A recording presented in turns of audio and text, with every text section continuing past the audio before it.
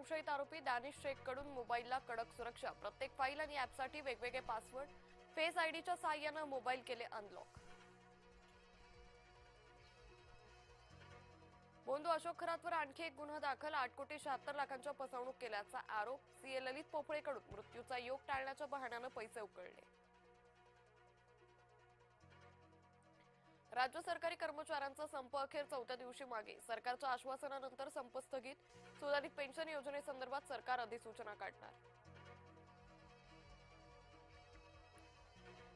शिवराय थकले आणि राज्य समर्थ रामदासांना दिलं, बागेश्वर बाबाचं शिवरायांबाबत वक्तव्य वादात, तर 4 मुलं जन्माला घालून एक संघात पाठवण्याचाही अजब सल्ला।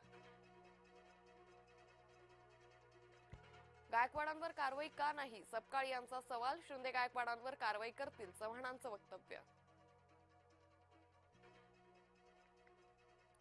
टीसीएस मधील धर्मांतर आणि लैंगिक छळ प्रकरण, सरकारी वकील म्हणून अजय मिसर यांची नियुक्ती करा, पोलीस आयुक्तांचं राज्य सरकारला पत्र। बोंदू राजेंद्र गडगे प्रकरणी कारवाईचा फास आवळला, गडगेचे 200हून अधिक व्हिडिओ आणि 90 पेक्षा अधिक औषधं जप्त, व्हिडिओ आणि औषधं फॉरेन्सिक तपासणीसाठी पाठवणार।